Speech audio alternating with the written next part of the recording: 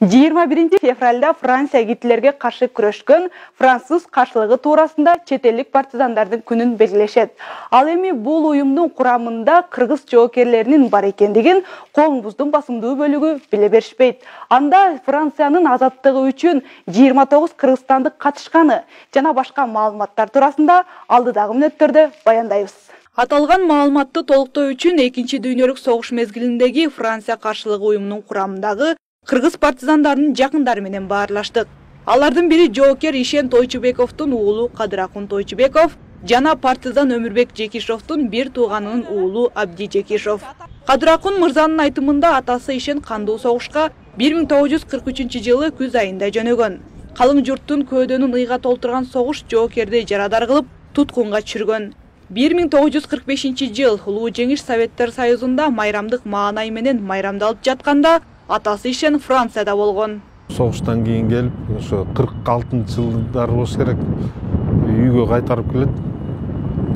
Келип, ошо үйүнө келип, анан кайта иштеп баштаганда, мугалим болуп иштеп баштатканда, кайта жана пленге түшкөндөр кайта иштесин деп, жанагындай күнөөсүн актасын деп алып кетип, ошо биринчи ошо Украина жакта иштеп келет, Днепропетровск шаарында.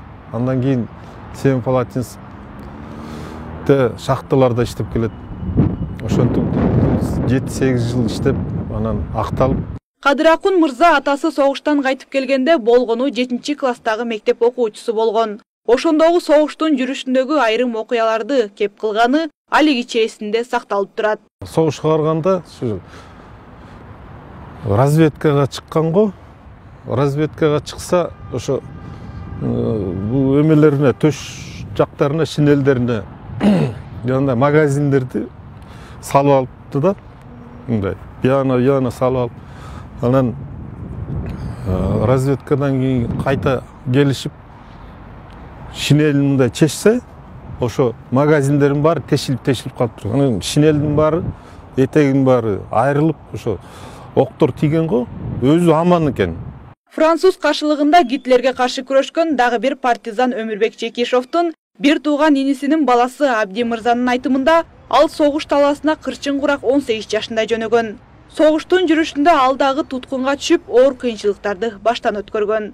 Согуштан аман эсен кайтып келгени менен ошол учурдагы советтик система боюнча туткунга түшкөндөр тыңчы катары каралып, камакка алынышкан. Анын натыйжасында жоокер Кыргызстанга кайтып мугалимдик кесипти аркалап жаткан мезгилинде жоопко тартылганын билдирет Абди Жекишов. Булар ал жактан жөн келген жок. Булардын баары шпион деген илгери Сталиндин убагында 37-38-жылы, андан кийин 40 согуш бүткөндөн кийин баарын эле камай берчү. Ошентип камалган. Ана 46-жылы сотту бүттүк, майларда бүттү го деп. Бүткөн болуш керек, мен эжекем айтканы боюнча, чоң апам айтканы боюнча, анан чирчик айдап жиберди. Кыймылдын жаралыш тарыхы, андагы кыргызстандык жоокерлер тууралуу Франциянын элчисине кайрылганыбызда, алгач 21-февралда Францияда өтүүчү эркиндик үчүн күрөшкөн чет элдик партизандардын күнү менен куттуктап, кыргызстандык жоокер Омор Жекишевдин жазган күндөлүгүнөн бул маалыматтар тасыкталганын билдирди.